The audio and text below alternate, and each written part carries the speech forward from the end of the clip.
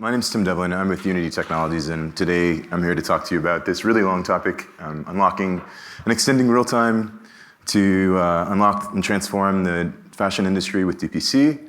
That title was made up a long time ago with Michael, who has moved on. I miss Michael, but yeah, that's not exactly everything we're going to talk about, so I'm just going to launch into it and kind of tell you about Unity and myself.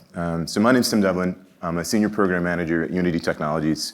I work for the Accelerate Solutions Group, which is actually the group at Unity that does bespoke software development for industrial clients. So we work with a lot of clients like yourself.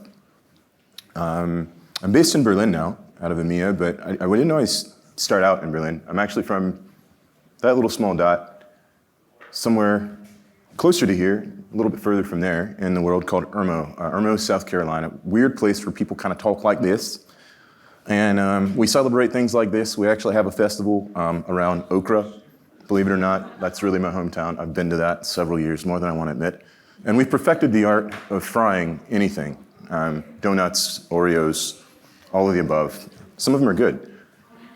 But yeah, I moved on from that place about 10 years ago. I moved to another weird place. I seem to like weird places that celebrate weird things. And landed here, a place called Portland. And people don't talk so funny, but people do some funny things. And we celebrate things like this. Yes, that's a donut with pickles on it. It's actually tasty. I don't know how, but it is. And it's actually the first town I found in America that we actually have proper football games. So I kind of stayed there for a while. I spent 10 years out there, and one of the things that we celebrate there is things like this. The outdoors, nature, beauty, big geometry. And it drew me there, and I stayed. The outdoors is a passion for me. So I found myself kind of gravitating to it and found myself working in the industry. And I started working for a company called REI, and then later started working for a company called Columbia Sportswear. Really great company, really enjoyed it. And I was like, okay, I'm following my passions. I've found nature, I found a combination of that with an industry that I care about. And while I was working with Columbia Sportswear, I started out as a buyer. I wasn't a really great buyer because I couldn't stay at my desk very long, and you need to do that for the job. I was way more curious about how things were made, what is technical development, how does product development work. And I was really blessed when I was there that Columbia sent me out on a trip. They have this shoe school and apparel school thing that we did. So I got to go to Asia with some teams, and I got to see how this actual industry works. How our product is made. What do we actually do on the other side of the earth with all the work that we do here and within our brands and our companies and the companies that we love. And it was different, right? I found out that the work is a little bit difficult. I'm a horrible sewer. I couldn't sew a straight line to save my life. If you've ever been in a leather or a dye factory or tannery, it's poignant. It will stick with you. And I learned there's a ton of waste in the process. It's something we knew. It's something everybody in the room is pretty much aware of, but hadn't really changed in a long time. And I hadn't really seen it firsthand. So having the ability to go on these trips and kind of see that, it really impacted me. And I came back to Columbia, and I really kind of got on this mission of like, gee, like this needs to be better. And I knew there was this thing, digital and digital technology, and we had started on a journey of digital product creation. And I was like, okay, maybe this is some of the answer, right? Like that's really what I thought, let's pull full force into it. So at night, I was a gamer. I was always a gamer. I've always been into gaming. I knew about Unity. And I started doing this work with Intel Technologies. I was actually a guinea pig for them. I was doing a lot of UX testing. And they put me in early wearables, right? We were doing research in VR, some early AR. And in doing that, I actually played with this application. You can actually see me on the right there. And the application was called Tilt Brush. It was built by Google. And it's just a simple immersive space where you could paint a picture in 3D. You could paint really anything in 3D. But one of the things that I noticed when I was in the experience is that they had the ability to drop in a dress form, just in space. And I was like, whoa, that's different. And you can actually see on the screen, I started to just naturally paint a dress. And I thought to myself, right, okay, this is different because I just saw this process of how a product is made, and I work with the people, and I've seen the tech designers, and I see the data flow, and I'm in this space, and if I could just have the people in the factory and the other teams that are across the ocean in the same space, and we could build product like this, then the industry's going to change. And that kind of set me off. I was on a mission. I was like, okay, I really want to get behind this. I want to understand the technology better. I started connecting with youth. I started trying to evangelize a bit more about what immersive technology is, what is AR, VR. And I went on a journey with that.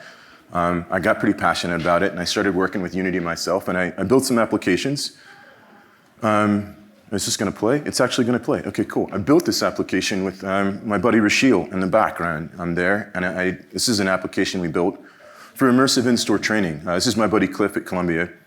And we actually took this over to the employee store one day, and I put Cliff in VR for the first time. It's like he freaked out just about being in VR, but we did this training, and it's like, Cliff, just check this out. The idea was we make outdoor product, and how do you train the employee inside the store to understand which product fits which environment?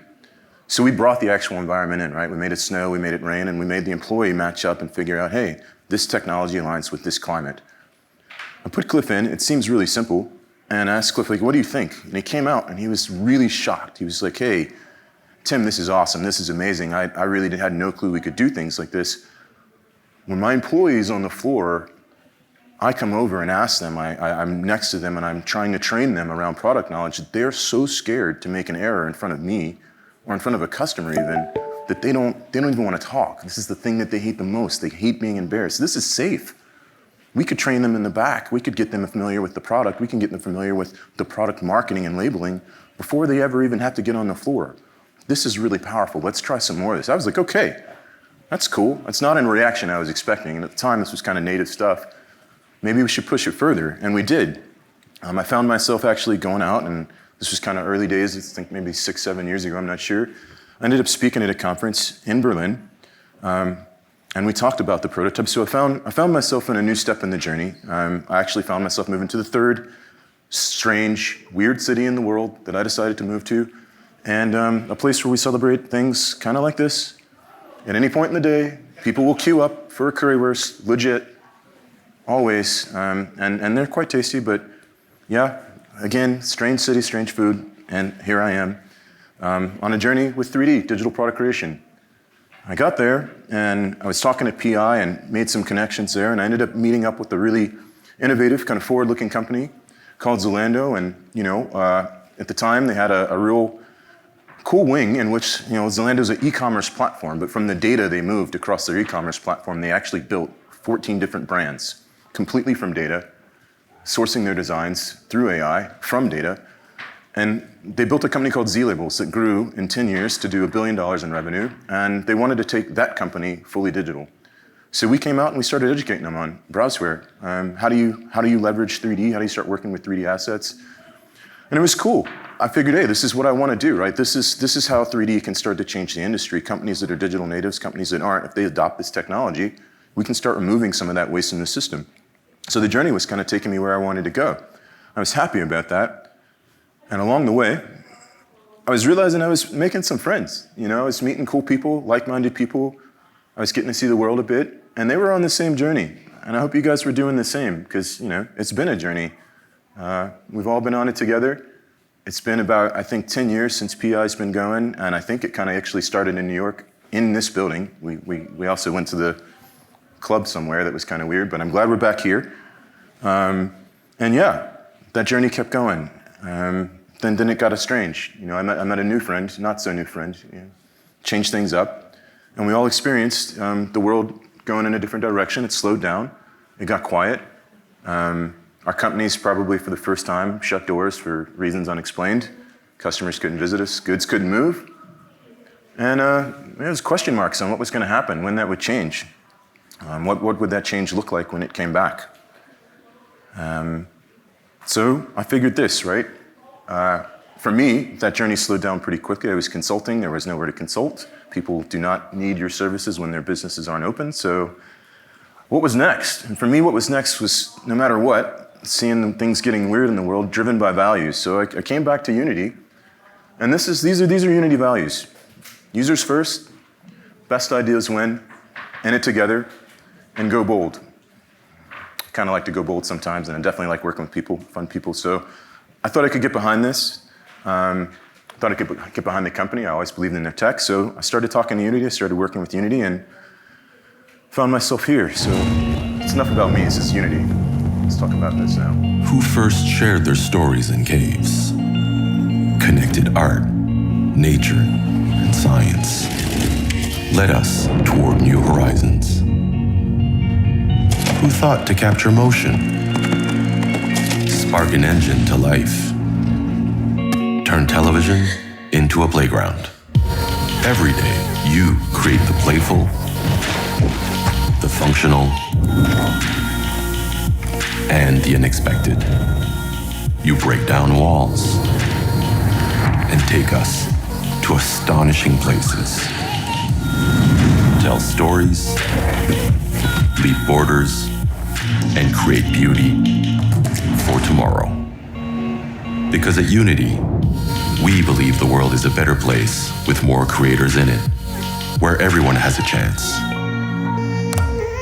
to shape the world. So yeah, that's a bit about Unity, and most of you probably think we're just a gaming engine, but a bit more than that. Unity is actually the world's leading platform for creating and operating real-time 3D content. So that's not just games, it's real-time data moving in space, immersive space. So we're pretty big, we've grown pretty large now. We're in 49 offices in 21 countries. And again, born from gaming. So through that engine, through real-time 3D, we kind of stretched out from gaming, and you can find us in quite a few spaces. We work with music, social media, AR, VR content, architecture, film and TV, retail, manufacturing. So we've grown quite a bit. And to put that scale in context, our platform supports 25 different other platforms and technologies. So you can build once in Unity and deploy in 25 places, at least, and growing. That's pretty big when you think about scale and reach. If you're on a digital journey, you're working with 3D assets, and you want to get them to the world, especially as it becomes more immersive. In terms of reach, we've got 1 million monthly active developers on our platform, working at any time, and we're reaching 3 billion devices each month. In terms of ad reach, we're second in the world behind Google, so it's quite a bit of reach behind who you can talk to and who we're talking to through games. And in terms of that gaming space, I'll tell you some more data on that, but these are the 3 guys that started it out. It didn't just start always so big. It started with 3 guys that had a dream to make a game in Denmark. And these are our founders, David, Joachim, and Nicholas. And they were trying to make a game back in the day called Goo Ball. Anybody ever heard of the game at all? Play it? It's because it didn't work too well. It was cool, right? They were thinking to themselves like Yahoo. Yahoo stands for yet another hierarchical orifice, but and also the guys didn't think it would work, so they kind of made a play on it. You always have other options. They had other options with Unity. They started opening up the platform. The thing that they made the game on, they put out there to other creators. And today, that same broken game is now behind 71% of all the mobile games out in the market. So that's quite a jump. Things like Among Us, King, Cube Surfer. If you're a Switch player, I travel a decent bit. I like my Switch, it moves with me. Games like Kingdom Hearts, Ori, Genshin, over half of all the Switch titles that are out there are actually made on Unity. And for those of you that saw the people in the little goggles in the video, AR, VR content, we're leading about 60% of all developed AR, VR content in market, in industry now. So that's a bit about our reach and a bit about Unity. And again, it started from games. But back in the day, there were a lot of people with games and back at the home office, and we were kind of looking around and realizing that people were buying our licenses, but they weren't just buying licenses to make games, and we didn't exactly know what was going on until we saw companies and brands like yourself were engaging and working with Unity, and they became an industrial play. So we actually built a wing within the business to start figuring out and investigating how to connect better with industry. And that's where Solutions was born. That's where my team came from. And we're still figuring that journey out. That's why we're here. We want to talk to you because we believe that real-time 3D is kind of transforming everything around us. We really believe that one day there's going to be an actual digital twin of pretty much everything in the world, including yourself. Some of you may right now in this very room have avatars of yourself. A lot of you probably do in one form or another. Maybe it's your Bitmoji. Maybe you're playing Roblox. But it's happening, and it's happening slowly, but it could increase. So what is real-time 3D? Real-time 3D is kind of this journey from 2D, and okay, this thing's broken, it's not showing you what it is, but it's kind of these 2D static images moving to an interactive space where you can interact with that static image. You're moving from pre-rendered to real-time render. And that's a conversation I think everybody in this room understands, right? Taking the light, processing it real-time as something moves, you can see it change. and taking 2D objects and moving them to a physical space and dimension into 3D. So that's what Unity is. Okay, now you want to play. Well, fine. I get it, tech. So I was kind of noticing on the journey that a lot had changed. That was 10 years, kind of the story that I was telling there. And over the 10 years, these are my 3 favorite humans. These are my nieces. They changed too. One of the good things that came from the pandemic was I got to go home. I got to spend some time in Atlanta with my family, and I got to connect. And when I got there, something was different with my nieces that wasn't there before. They were glued to iPads, which I was pretty freaked out about. If you've got kids, you might also be a little bit concerned about this too. And I'm not from that day, right? So I take them out, and I'm like, we're going to the park every day. Uncle Tim doesn't play that. Let's go. So we go outside, teach them how to make the tree bark boats. We're having a good time. We're on the playground, and they bump into their friend. I'm not a parent. They're my nieces. They run. They see each other. It's COVID. They hug. They tackle each other. I freak out. Hey, I'm not a parent. I don't know if this is cool. Are you cool? Are they cool? Oh, yeah, no, they're fine. They're classmates. Okay, cool. I'm glad you're cool with it. They've never met each other. What? Oh, yeah, that's right. They're 6. They started school. Their whole education journey is now born from a digital place. It wasn't their choice. It's just the way the world changed.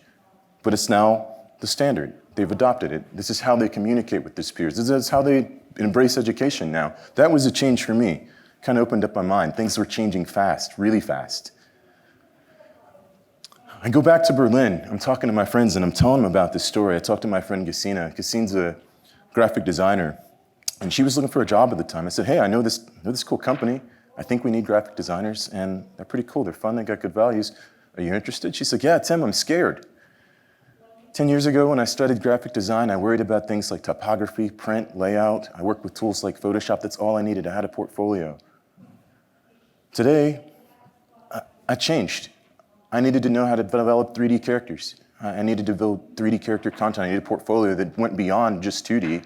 I had to understand 3D. Not only did I have to understand 3D, I needed to understand how to take my 2D and my 3D content and leverage technology like NFT to put it in 3D space. That was the expectation to do the job that she wanted to do 10 years ago today. Scary. Things moving fast. So I go back. On Tuesdays, I meet up with my buddy Joe. I'm telling Joe this same story. It's Joe. It's a true story. Joe's like, Tim, what the heck do you do anyway? I've never understood anything you do. What is digital product creation? What?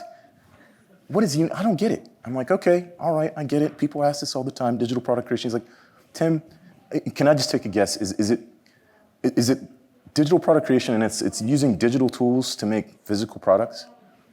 And I was like, okay, cool, you get it. Like this is where it started. This is what we've been talking about for a long time. This is what we came here a long time ago. How do we all do that better together? Exactly. He said, wait, but is it like using digital products to make physical products, or is it even like digital tools to make digital products?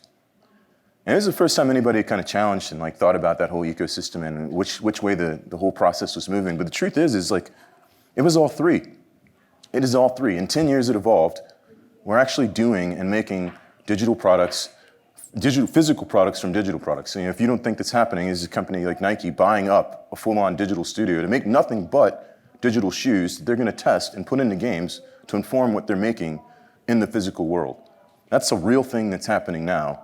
And that's the paradigm of change that we're looking at in just 10 years in this industry because of things like digital product creation and the journey that we've all been on in this room. So I'm like, okay, this is really real. This stuff's happening now. We've got to go further, We've got to continue to push this. But all the while, the creators, they were still out there creating. Corona was out there coronaing, but people didn't stop. People were making good stuff, doing digital work, trying to change the world. So what did that change look like in industry? What did it look like for us, right? So during this 10 years, some of us tried some things. We talked on stage about standardization and interoperability, and when are all these things just going to work together? When can I just push the button, plug it in, my CLO file moves to here, moves to there? When is that day going to come? So we tried some things. Some of them lasted, some of them didn't. We saw the birth of some new opportunities, new ways of moving data transmission, metadata, trying to figure it out. We all sat there, we all worked together, and we're still doing it. We're trying to just figure it out, but the day's not there. It doesn't just work. The change has been coming, but we still need to go further. And all the while, creators kept creating. It just kept happening. Creators don't stop. We saw our friends, people that we know, people that have been innovators and pioneers in this space, reach success that they didn't dream about, they didn't know would come. And break down walls they didn't think that they would have a chance to, all through digital. All through digital. People that have been on this stage right here. We started figuring it out. We started figuring it out together.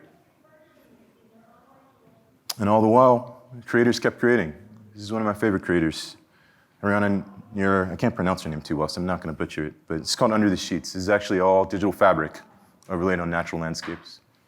It's pretty beautiful stuff. So what did that change look like in our lives, right? The change looked a little bit different. Changed the way we work. Our pets, our children, they became our coworkers, and I like seeing your kids and your pets on the screen. It makes the day go a little bit more levity. That was fun. Some things weren't so fun. We changed the way we consumed, right? So things being closed, consumption journey changed. We probably order a lot more online now. They had to queue. How many people remember toilet paper hoarding? This wasn't fun. None of these people were cool. This was not nice, but that happened. We lived through it. The creators kept creating. This is my buddy Sam Goodyear, Fallen Angels. Sam is pretty amazing. He did this with a company called The Modern Mirror. So I say this to say, if you think about it over time, this is a true fact. When you think about technology and technology adoption, people don't have a recorded instance of moving away from technology when we figure out how to make it work for us. And that's the journey we've been on, trying to figure out how to make this technology work for us.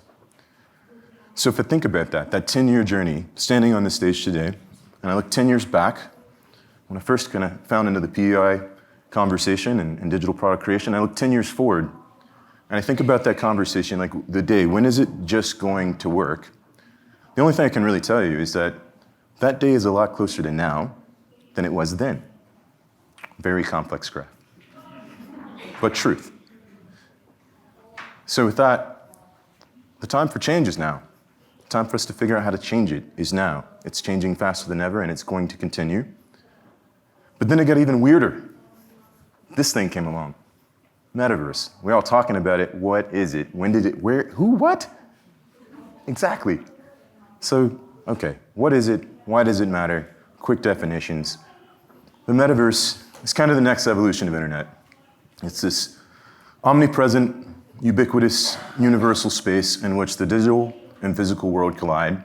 It's persistent, it's shared, and it runs in real time.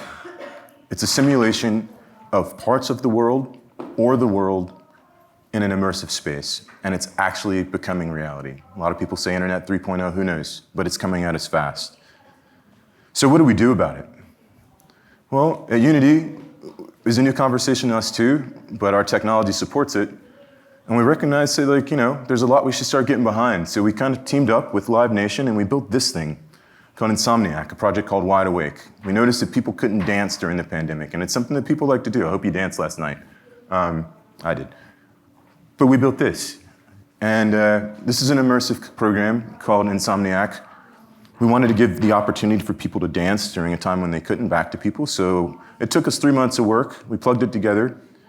And with the help of these teams, in 3 months, we were able to put together an immersive space in which we could come together for full-on concert, audio-visual experience, and live stream 12 million people virtually into the same space in 3 months. Next version of this is going to put 20 million in there with the goal to get to 100. It's a third of the country in the same space digitally at the same time. That's what's coming at us. That's what Metaverse could do. We did things like this. Things were shut down. We all work really hard. We don't all get a chance to ring the bell on Wall Street, but we should. So we took that same technology and we went to Wall Street and we put it in place so that people could celebrate their hard work, their joys and their successes with their companies when they go public. And this is kind of now a standard operating procedure. If you want to be part of the journey when your company decides to take a step forward into the marketplace, we can live stream this. And yeah, that took, I think, also just a few months to do, but it's a continuing thing. We're trying to figure out how to bring people together, how to make the technology work for good, and what was going to come in front of it. How can we use it? And that's what we want to do with you guys as well. And then we made some acquisitions. We bought some tools. So we acquired Weta Digital. For those of you who don't know, this is Peter Jackson's studio, great guy behind Lord of the Rings and Avatar, pretty amazing movies. And we acquired Ziva Dynamics. Ziva is an amazing company that's not a real person, that's AI, and that's essentially what they do is use AI to figure out how to mimic human movements and behaviors facially so that we can synthetically represent ourselves in this space. And we're continuing to push into that. We're continuing to think about what that means on the journey for you guys in the room as you connect with consumers. And we're doing this because, coming back to the values, we believe the world's better with more creators in it. So we're going to keep making those moves, acquiring technologies, connecting with industry, and understanding how we can empower more creators to get behind our technology to help move things forward. Because going back to that core value, we're in it together. And if you're in this room, you're all part of that conversation. And things need to change a bit. So with that, I kind of summed up my whole thought of that 10-year journey to now with this. This is an old proverb from Burkina Faso. And it says, a lone youth runs fast, with an elder slow, but together they go far. If I think about the 10 years, some of us have gone pretty far in this space pretty quickly, and that's awesome. Some of us held on to some elder technology, and maybe we haven't gone so far. But together as an industry, this digital transformation, this digital journey, we still have a long way to go. We're actually still, per metrics, creating more waste each year, leveraging digital than we have been the year before. And if we're trying to look at that towards our goals for the 2030 Climate Accord, we have a long way to go in terms of adoption, leveraging real-time 3D, digital product creation to make this process less wasteful and more sustainable for everyone. And it may not be a journey for everyone in the goal, but there's some benefits that are going to come throughout that as we work together to do it. So with that, we want to inspire you to dream. We want to dream with you because we believe in a time where if we work together and leverage simple technology like this to solve problems like this, which are things that we're doing, then maybe together we can make this industry better. And we want to work with you to do it. Because we believe in a world where when people come together, it brings change for good. And right now, the world could use a little bit of that. So we're Unity. For the last time we're in it together. Help us change the game. And that's my spiel. I'm sticking to it. If you got any questions, let me know.